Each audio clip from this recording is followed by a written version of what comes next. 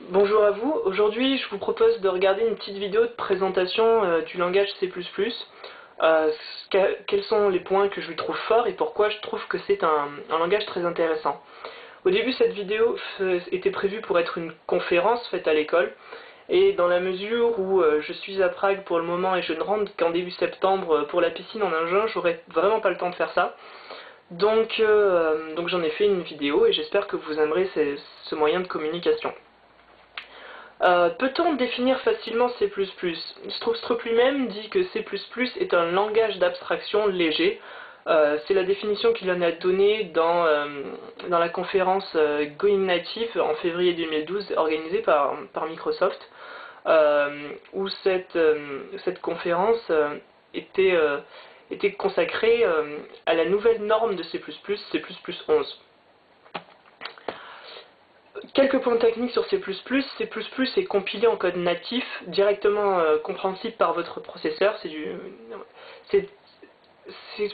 est un langage portable. Enfin, votre code source se compile sur à peu près tout et n'importe quoi. Il n'y aura pas de problème. Contrairement à du C# que vous ne pourrez faire tourner en gros que sur du Windows. Il n'y aura pas de souci de ce côté-là. C++ est un langage qui est libre, il est maintenu par le groupe ISO WG20, donc il ne dépend pas d'une entreprise. C++ est un langage qui est statiquement typé. Le typage est un des points très forts du C++, c'est un langage qui est objet, donc on se servira énormément d'objets pour implémenter des designs très propres à C++, notamment en utilisant la durée de vie.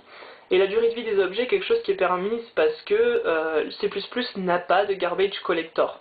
Donc dans la mesure où C++ n'a pas de garbage collector, il y a certains designs, notamment avec l'appel du destructeur des objets, qui peuvent être rendus très très intéressants, on verra ça plus tard. Et C++ est un langage qui possède de la métaprogrammation.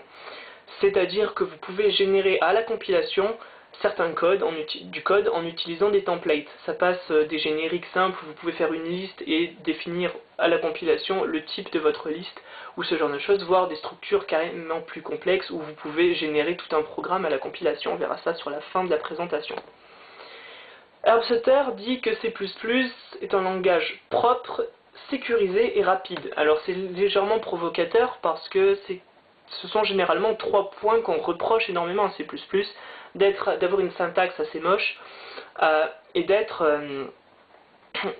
absolument unsafe, surtout au niveau de la mémoire, où C++ est réputé comme le C pour ses segfaults.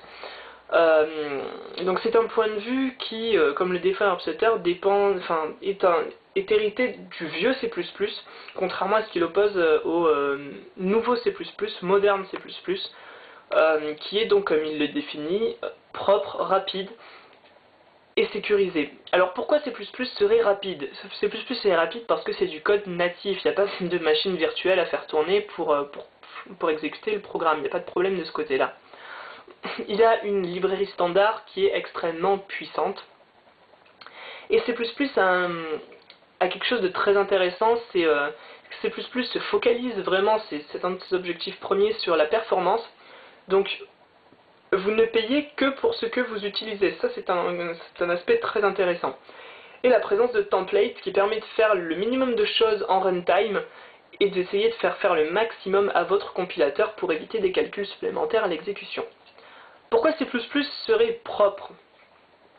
C++ est à la fois impératif, objet, vous pouvez même faire du fonctionnel. Il possède de la surcharge, donc surcharge d'opérateurs comme surcharge de fonctions basée sur la signature, des templates. Alors tout ça, ça vous permet effectivement de choisir plus ou moins le paradigme le plus adapté à votre problème, d'avoir une syntaxe épurée, je pense notamment par exemple au C, si vous voulez faire des listes d'entiers, et des listes de chars et des listes de strings, bah vous aurez à chaque fois à recoder chaque fonction pour chaque truc avec un nom différent, etc. Là, on n'aura vraiment pas ce problème. Là, on codera la liste une fois, ce sera une liste générique, merci les templates, et vous pourrez avoir les mêmes fonctions, des fonctions qui s'appelleront toujours de la même façon, grâce à la surcharge de fonctions, etc. C++ est sécurisé, oui. Grâce à certains idiomes que nous verrons, on évite très facilement les segfaults. Il n'y a plus de problème de ce côté-là, on ne leak plus de mémoire grâce à certains designs qu'on verra plus tard. Le C++ moderne oublie pratiquement tous ces désavantages et oublie l'insécurité de mémoire. C++, on peut le rendre à peu près resource safe, vous ne pouvez plus oublier de décharger vos ressources, vous ne pouvez plus oublier de tuer un thread si, comme on pourrait l'avoir en C, etc. Donc il n'y a plus tout ce genre de choses grâce à l'utilisation judicieuse qu'on verra plus tard de RAII. Donc on va commencer très vite avec une petite introduction. Alors pour ceux qui n'ont jamais fait de C++, cette introduction est faite pour vous, où on va voir globalement les règles de C++ et la syntaxe de C++. Les opérateurs de résolution. Alors un opérateur qui n'existe qu'en C++, c'est le 2 points 2 points, qui ne permet d'accéder qu'à ce qui est à l'intérieur des namespaces et aussi à l'intérieur de tout ce qui est non instancié dans les objets. C'est-à-dire le nom des méthodes et uniquement leur nom, enfin les membres statiques, etc. Le point qui permet d'accéder à ce qu'il y a à l'intérieur d'un objet. Donc c'est pas de grande surprise comme en C#. La flèche qui est nouvelle par contre de ce côté là, alors vous l'avez vu en langage algo, c'est le même délire, c'est quand vous êtes sur un pointeur, vous ne pouvez pas appeler point, vous utilisez la flèche qui déréférence le pointeur puis accède à l'intérieur de l'objet, il n'y a pas de souci. Et c'est comme montre la dernière ligne du code qui est juste devant, c'est exactement équivalent à déréférencer le pointeur puis faire point ce que vous voulez. La notion de portée des variables est très importante en C++, parce que en plus de rendre une variable inaccessible à l'extérieur du bloc où elle a été déclarée, elle est détruite immédiatement à la fin du bloc. Donc on voit un petit sheet de code qui est assez intéressant, où dès le début vous créez une classe, alors new, qui permet de faire de l'allocation dynamique via pointeur.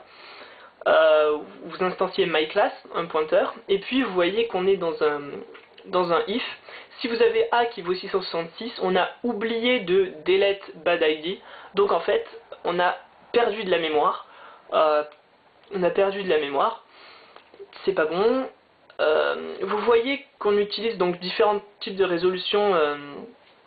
Différents types de résolution d'opérateurs de résolution, donc la flèche à la fin de bad ID ou ce genre de choses.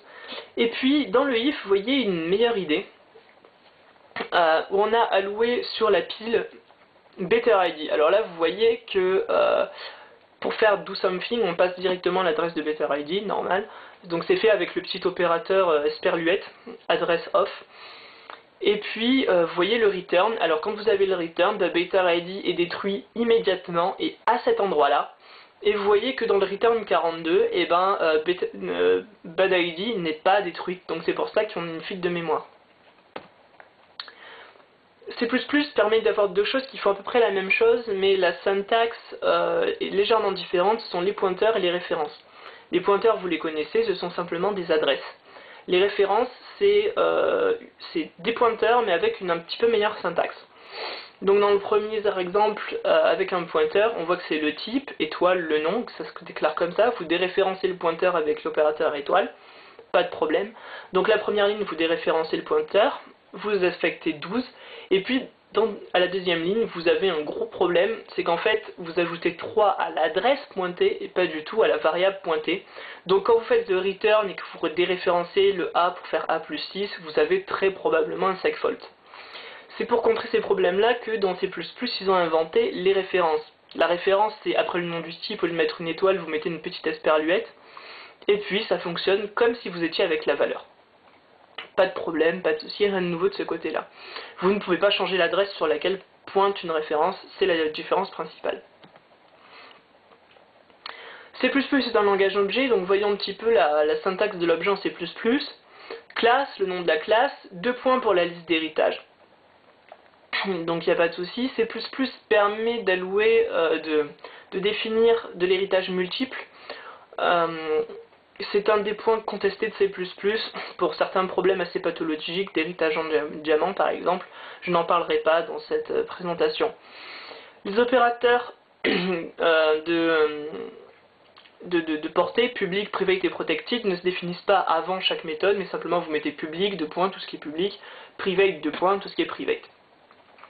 Tout ça se met dans un point H, où vous ne déclarez que le type, et la définition se fait dans le point CPP qui est associé.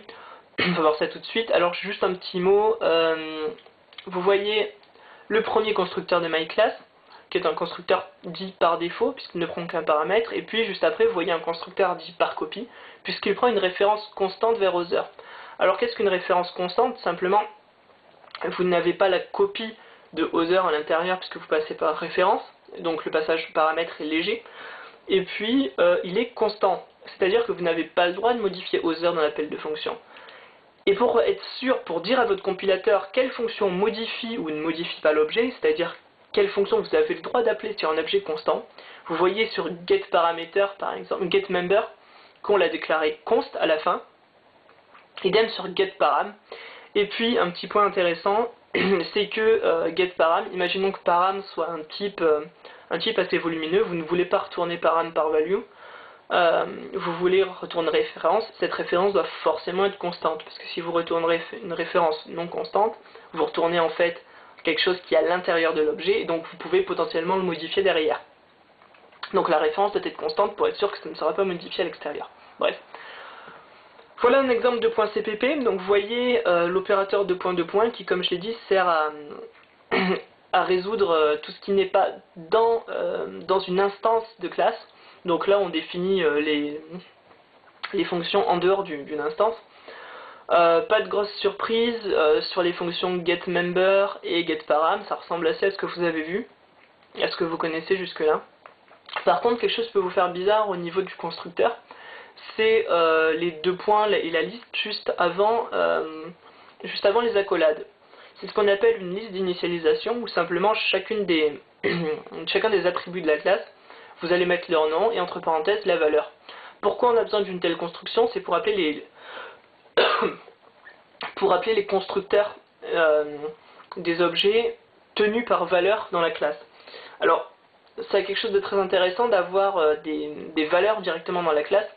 C'est qu'en fait, par exemple, je reprends mon exemple de param, qui est une structure complexe. Une fois que votre instance de myClass sera détruite, l'instance de param qu'elle contient sera détruite aussi.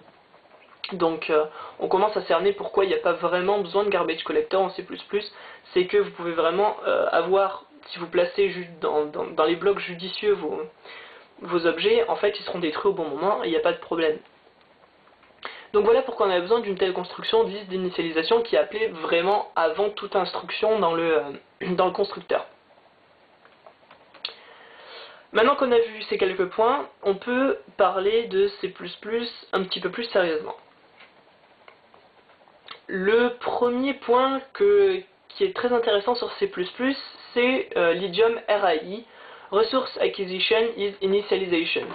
Alors ce qui est paradoxal, c'est que cet idiome-là ne se focalise pas du tout sur l'initialisation, mais plutôt sur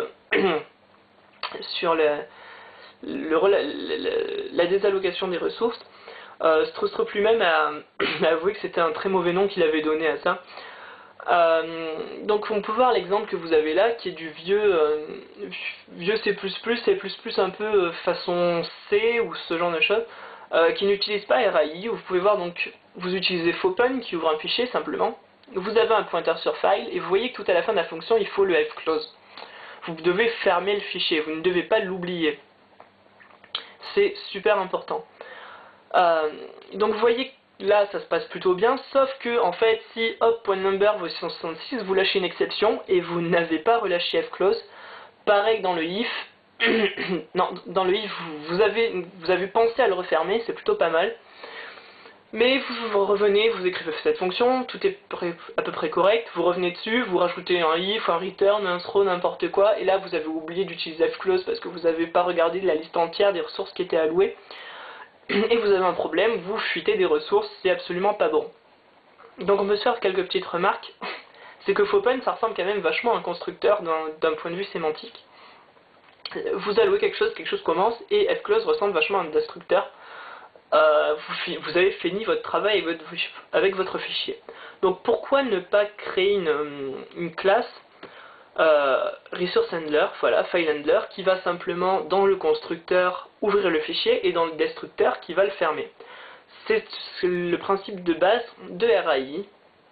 Donc pas de grande surprise vraiment, dans le constructeur on réutilise open, dans le destructeur on réutilise fclose, pas de problème, vous définissez un ensemble d'opérations, isopen, append, etc. Et puis notre code devient tout de suite immédiatement plus propre. Vous créez un nouveau file handler, et puis la durée de vie de votre objet file et la durée de vie de cette valeur dans la fonction, c'est-à-dire que immédiatement qu'on sort de la fonction, cet objet est détruit immédiatement. C'est une syntaxe qui n'est pas possible en C# parce que si vous relâchez votre fichier dans le destructeur, vous ne savez pas quand le destructeur va être appelé parce que vous ne savez pas quand le garbage collector est appelé. Donc vous pouvez potentiellement réouvrir votre fichier derrière alors que vous ne l'avez même pas déjà fermé parce que le garbage collector n'est pas passé ou ce genre de choses. Donc c'est une syntaxe qui n'est pas possible en C#, même dans les langages managés. C'est un idiome qui rajoute beaucoup de lisibilité, qui est très puissant, et qui n'implique, c'est peut-être le point le plus important, qui n'a zéro coût supplémentaire en runtime si vous inlinez constructeur-destructeur. Zéro coût supplémentaire, et vous êtes absolument resource safe, il n'y a aucun problème de ce côté-là. Et on peut utiliser cette syntaxe pour être memory safe en définissant ce qu'on peut appeler un unique pointer. Donc unique pointer, vous le voyez, c'est notre première utilisation de template. Alors en fait, pour se dire simplement, vous voyez le mot template au début, template type name T, c'est-à-dire qu'en fait, votre pointeur va être un pointeur de type T, qui n'est pas encore défini, mais vous avez un pointeur générique. Dans le constructeur, vous voyez simplement, on veut récupérer un pointeur vers notre type, et puis on affecte au pointeur qu'on détient, le pointeur passe un paramètre, pas de problème, c'est exactement comme un égal. On le met dans la liste d'initialisation. Dans le destructeur, on délète notre pointer. Et puis, vous voyez, ensuite, on a des surcharges d'opérateurs flèches et étoiles pour avoir une syntaxe absolument transparente. Dessous, vous voyez une utilisation un petit peu intéressante. C'est-à-dire que pour être sémantiquement consistant, il est absolument interdit de pouvoir copier un unique pointer. Donc c'est pour ça que le constructeur par copie est mis en private, il n'est même pas défini, il est uniquement déclaré private, et puis de même pour l'opérateur égal. On ne peut absolument pas copier notre unique pointer, ça n'a aucun sens. Avec des constructions comme ça, on peut faire des choses beaucoup plus simples, où vous voyez que par exemple on définit un arbre binaire. Donc vous avez votre nœud d'arbre binaire, simplement vous avez un élément de type T, et puis un unique pointer vers chaque fils, ce qui fait que dès que votre nœud est détruit, en fait, les unique pointers détruisent aussi les pointeurs qu'ils détiennent, et donc immédiatement, en fait, vous n'avez pas à écrire de destructeur récursif, il est généré automatiquement via votre unique pointer. Parlons un petit peu plus des templates qu'on a vus très brièvement maintenant. Les templates ne sont pas aussi simples que les génériques de C#, ils sont beaucoup plus puissants.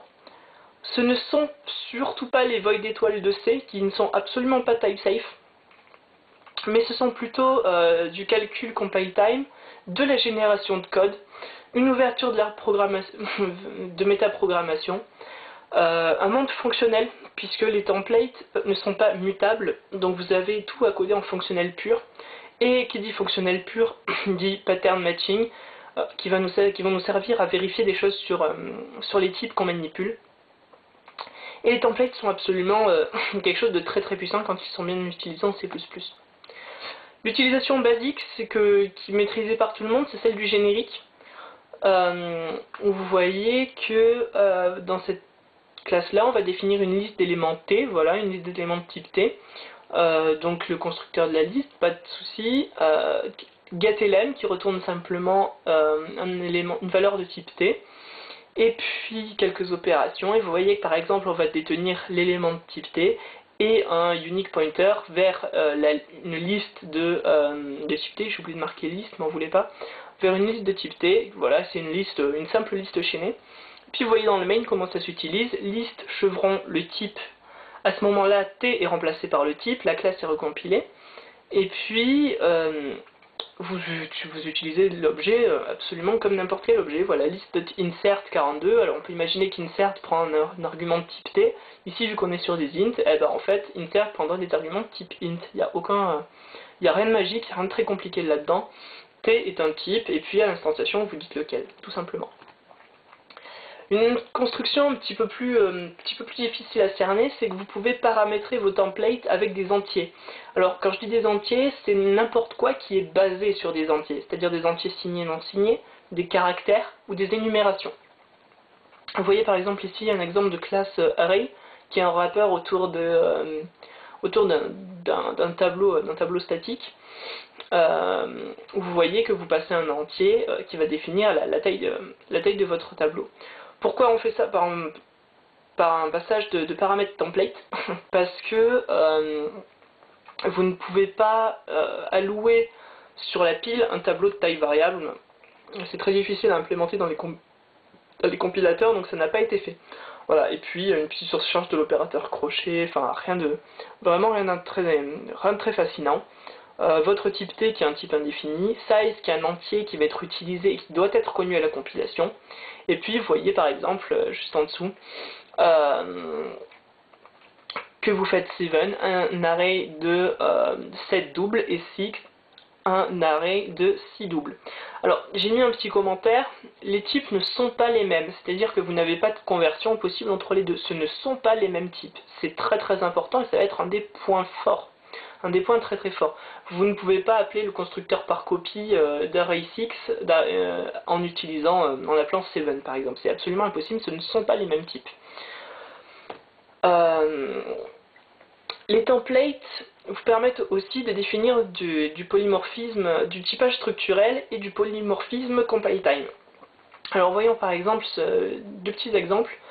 Vous avez une fonction saveInDatabase qui est une fonction template et qui attend une référence constante vers un objet de type object, voilà, object qui est un type indéfini. Et puis vous avez une database et vous appelez simplement obj.persist, et c'est ce qu'on appelle une contrainte. C'est-à-dire qu'en fait votre objet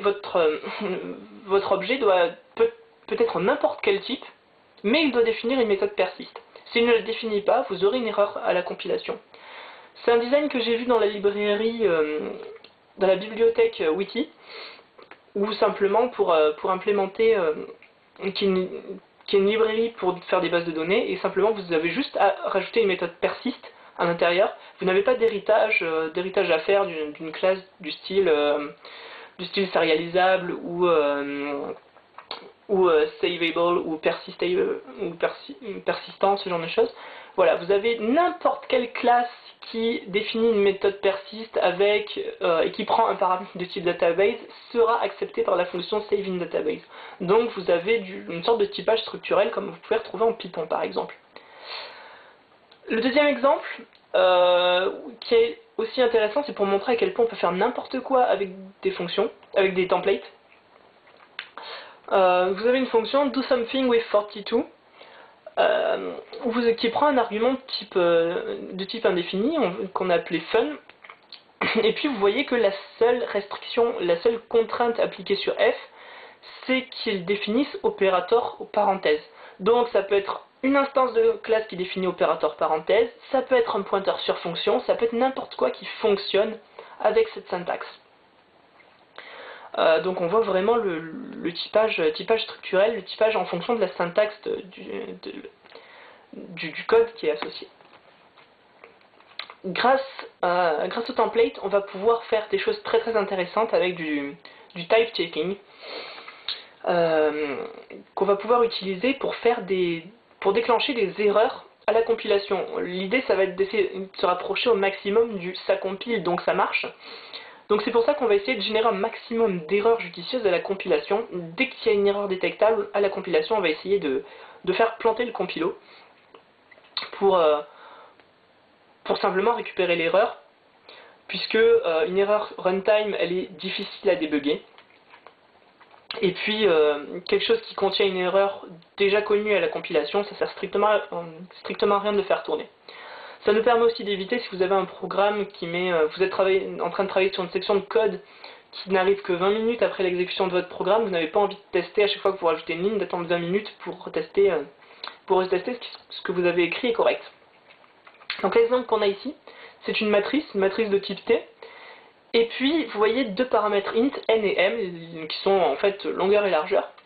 Vous pouvez vous servir de n et m comme n'importe quoi, comme n'importe quel int constant, très important, comme n'importe quel int constant déclaré dans votre défini. Vous voyez donc par exemple dans le for, vous allez de i, vous faites varier i de 0 jusqu'à n, j de 0 jusqu'à m, et puis vous vous en servez de n et m comme s'ils sont connus à la compilation. Vous pouvez vous en servir dans les attributs tout à la fin pour définir array, un tableau alloué sur la pile de taille n fois m.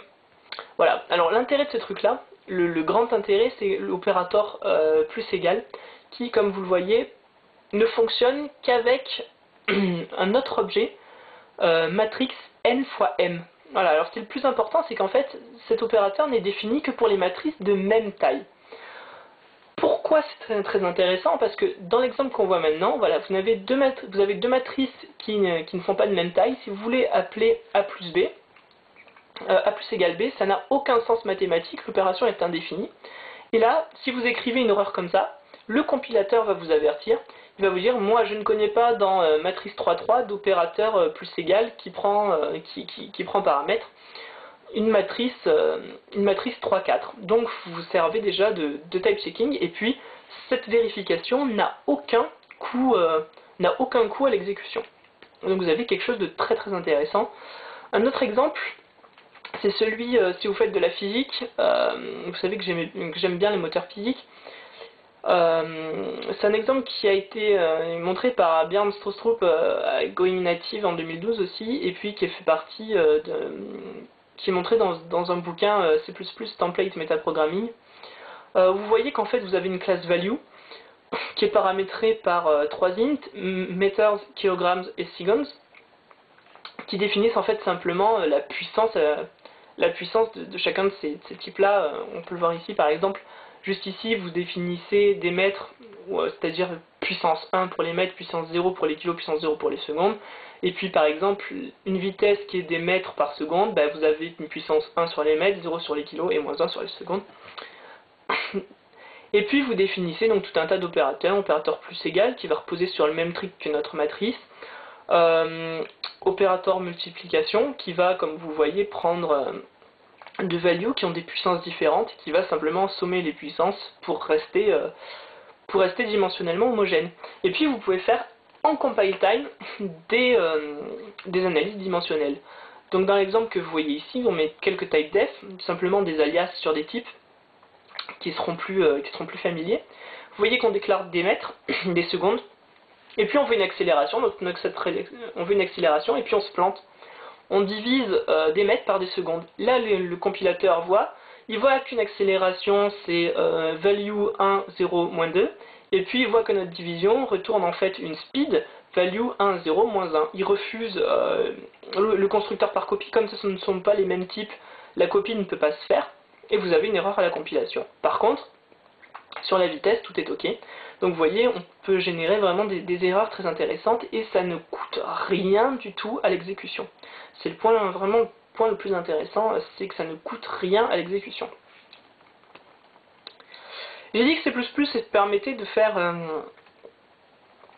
peu de fonctionnel. C'est vrai, on l'a vu déjà grâce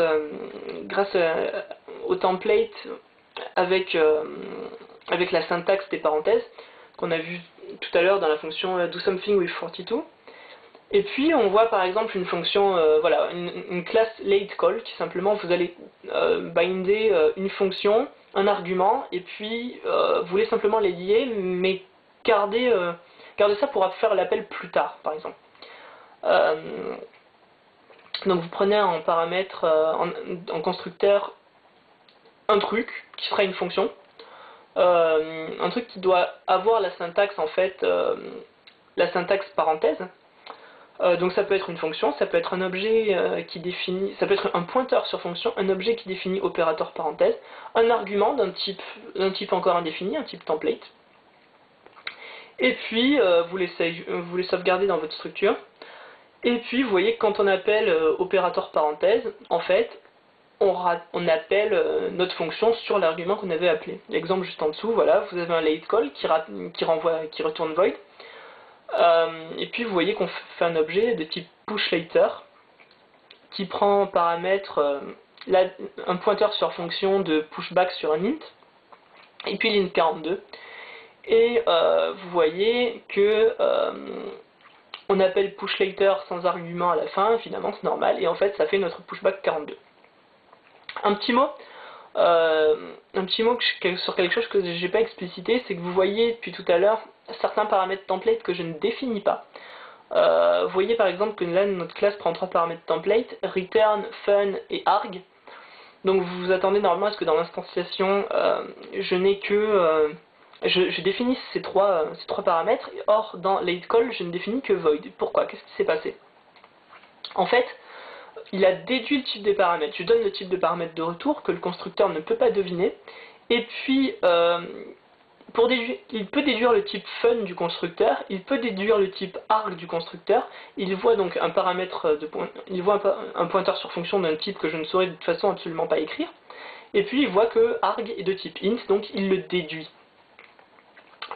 Ce genre de construction existe dans BoostBind, dans std Functional et dans stdbind dans la nouvelle norme C++. Ils peuvent faire des choses vachement plus puissantes, prendre un nombre de paramètres variables, faire de l'application partielle, redéfinir l'ordre des paramètres dans l'appel de fonction, etc. C'est absolument fascinant ce qu'ils peuvent faire. Donc vous avez vraiment quelque chose de fonctionnel assez puissant. Ici vous pouvez avoir une syntaxe beaucoup plus plaisante pour les fonctions. Vous voyez do something with function, et puis en fait vous voyez fun, vous déclarez, vous dites vous avez un paramètre fun qui est un pointeur qui prend, qui est une fonction qui prend 2 int et qui retourne void. Et puis il n'y a vraiment rien de plus compliqué à ce niveau-là, vraiment rien de plus compliqué. On voit l'appel de la fonction, vous passez l'adresse d'une fonction qui prend 2 paramètres, vous lui donnez un argument, et puis l'appel de doSomethingWithFunction se fait naturellement, il n'y a aucun problème de ce point de vue-là. On arrive à la partie qui me touche le plus à cœur, la métaprogrammation. On va libérer la puissance de C++ et arriver dans un terrain un peu inconnu. Donc la métaprogrammation, comme j'ai déjà dit, ce n'est pas un univers mutable. Vous ne pouvez pas changer les valeurs. Le compilateur ne sait pas faire ça, donc vous avez à coder en fonctionnel pur. Donc vous n'avez pas le droit, la première chose la plus gênante, c'est que vous n'avez pas le droit d'utiliser votre if. Le if, c'est une instruction, vous n'avez pas le droit de l'utiliser, il est impératif, le if que vous connaissez. Donc vous allez devoir utiliser l'opérateur ternaire, c'est-à-dire une condition, point d'interrogation, ce qui veut dire si oui, la valeur que vous retournez est une valeur et pas une instruction. Sinon, deux points qui veut dire sinon une autre valeur. Alors je fais le parallèle avec OCaml, où dans le premier, vous avez par exemple 1 plus if condition then 1 else 2. Et puis en C++, exactement la même construction, 1 plus condition point d'interrogation qui veut dire si oui, 1, sinon avec les 2 points, 2. Voilà. Et cet opérateur ternaire est fonctionnel. Donc on va pouvoir s'en servir dans notre univers template. Donc l'exemple que je donne juste en dessous, c'est une structure somme qui va faire la somme des n premiers entiers. Où vous avez simplement n égale 0. Donc si n est 0, vous retournez 0, sinon vous retournez n plus la somme, plus la valeur de la somme n-1.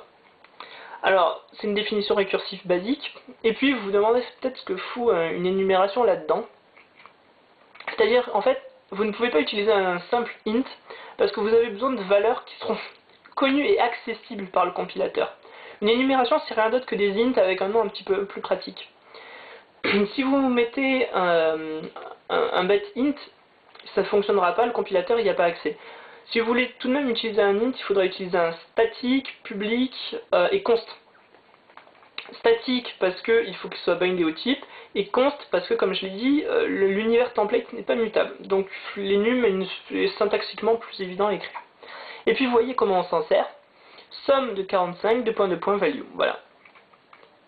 Et donc somme de 45 est calculée par le compilateur, remplacée par la valeur, et vous n'avez absolument aucun calcul pour effectuer ça. Un autre aspect des templates qui va être très important, c'est la spécialisation.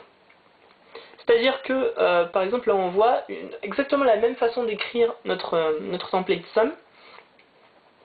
Vous le définissez en haut. Sum, c'est en fait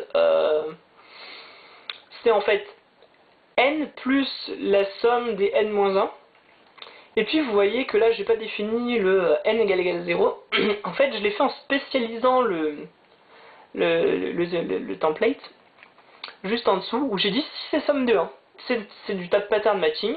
Si somme de 0, c'est du pattern matching simple, comme vous avez pu le voir en camel. Et puis, si en fait j'arrive sur somme de 0, je retourne. En C++11, vous avez le mot-clé constexpr qui permet de définir des fonctions qui, si c'est possible, seront exécutées par le compilateur. Et puis, si c'est pas possible, si les arguments ne sont pas connus à la compilation, qui seront toujours accessibles en runtime. Donc ça vous évite d'écrire avec des templates une fonction compile time et puis de la réécrire quand même en runtime. Donc ça vous évite un double travail. Comme les templates, ces fonctions constexpr ne peuvent utiliser que des statements fonctionnels, donc avec des opérateurs ternaires uniquement, et puis uniquement des type def, enfin tout ce qui est fonctionnel. Vous n'avez pas le droit aux books, vous n'avez pas le droit aux variables intermédiaires, etc. La prochaine notion qui sera très importante et qui permet vraiment de puissance au template, c'est la spécialisation partielle. Donc on a vu un cas de spécialisation juste avant où vous avez somme, une définition pour tous les entiers, puis une définition particulière pour somme de 0. Là l'idée ça va être de spécialiser plusieurs implémentations en fait selon soit un des paramètres, soit des paramètres de template déjà passés. On va voir, je vais vous expliquer ça. Vous déclarez une fonction, une structure if qui prend 3 paramètres, un bool qui serait une condition, et puis un type oui et un type non. En fait, si votre condition est vraie, la valeur vaudra, le value qui contiendra vaudra yes, et si c'est faux, ça contiendra no. Donc l'exemple, on spécialise immédiatement partiellement, où on va spécialiser selon le premier paramètre. Vous voyez juste en dessous, if true, et on a toujours yes et no. Value égale yes value, et puis if false value c'est no value. Et puis vous voyez immédiatement dans le cout, if 1 égale 2, number 2 et number 666. Alors, vous voyez simplement number qui est de quoi avoir un int un peu pratique à utiliser avec la compilation, qui est défini juste en haut. Il n'y a vraiment pas de magie, il n'y a rien de compliqué. Et puis vous voyez vraiment la spécialisation partielle selon le premier paramètre, selon bool. Voilà. Donc cette spécialisation partielle est très très intéressante, elle est très puissante, et puis ça permet aussi de faire du pattern matching encore plus puissant, où vous pouvez matcher par exemple des paramètres de paramètres template. Imaginez que vous définissiez une classe qui peut prendre en paramètre template un vector, et que vous voulez spécialiser pour un vecteur de bool, et ben vous pouvez spécialiser votre paramètre si c'est un vecteur. Si c'est un vecteur de bool, vous pouvez absolument faire du pattern matching à une puissance phénoménale. Une des idées célèbres de métaprogramming qui s'est faite connaître grâce à Andrei Alexandrescu, c'est la notion de politique, policies en anglais, qui est en fait à la compilation passer certaines classes qui vont permettre de définir le comportement de votre classe. Donc ici par exemple on va mettre à programmer une pile. Donc, vous voyez votre stack qui prend en paramètre un container de type T. et puis une classe onEmpty. On va voir ce que ça veut dire. C'est-à-dire que vous avez par exemple dans votre méthode push, vous avez un container, vous appelez container pushFront. Dans votre pop, vous avez container t popFront, et puis vous voyez que si le container est vide, vous appelez la méthode onEmpty. Alors ça va permettre de faire des choses très intéressantes. Donc, regardez par exemple en bas, on définit une instack dans le typedef. Donc on a une stack d'entier qui sera implémentée via une linked list. Notre liste chaînée, elle a juste à définir une méthode pushFront et popFront. N'importe quel container qui définit pushFront et popFront fonctionnera dans la stack. Et puis, un type throwOnEmpty, on imagine que c'est simplement une classe qui contient une méthode statique onEmpty qui jette une exception en disant vous n'avez pas le droit d'appeler votre fonction pop sur une pile vide. Voilà, c'est la notion de policies développée par Alexandrescu. Donc vous pouvez faire des choses très très puissantes avec ces policies. Vous pouvez imaginer par exemple si vous voulez coder un émulateur, vous avez à définir plusieurs instructions. Et puis dans ces instructions, un émulateur de microprocesseur, je veux dire, vous avez plusieurs instructions. Vous avez add qui va par exemple prendre deux registres et les additionner, add immediate qui va prendre un registre et une valeur hardcodée, add memory, etc. Et puis vous avez simplement, en fait, vous voulez métaprogrammer ça, vous allez écrire une fois votre add, et puis vous allez mettre des policies pour dire d'où vient le premier paramètre, d'où vient le second paramètre, et vous allez métaprogrammer et accélérer votre développement. En termes de métaprogrammation, j'ai fait deux articles, un qui explique comment on peut, grâce à grand coup de spécialisation et de variadic template, en fait c'est rien d'autre que des templates qui peuvent prendre un nombre variable d'arguments, comment on peut coder un compilateur brainfuck. Et puis quelque chose de très intéressant, des values, en fait, je vous laisse découvrir ça, très intéressant, qui vous générer un programme directement à la compilation de valeurs qui sont interdépendantes, qui vont chacune s'influencer les unes les autres à chaque cycle. Enfin, je vous laisse découvrir ça. C'est peut-être pas ça me paraît assez intéressant, ça l'est peut-être pas. On arrive à la fin de cette vidéo.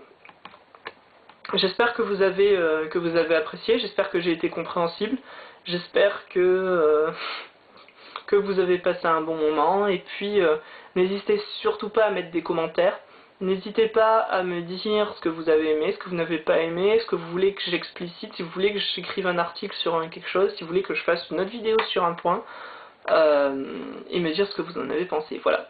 Merci à vous, merci d'avoir pris le temps de regarder, j'espère que je vous ai donné envie de faire du C++, et puis si vous avez besoin de références, je peux vous passer ça. Je vous conseille déjà le bouquin Modern C++ Design, une fois que vous maîtriserez la syntaxe de C++, d'Andrei Alexandrescu. Si vous avez aimé le délire de métaprogrammation et que vous voulez savoir comment créer des listes directement, des listes compile time, des structures de données compile time, etc., il y a C++ Template Metaprogramming qui existe.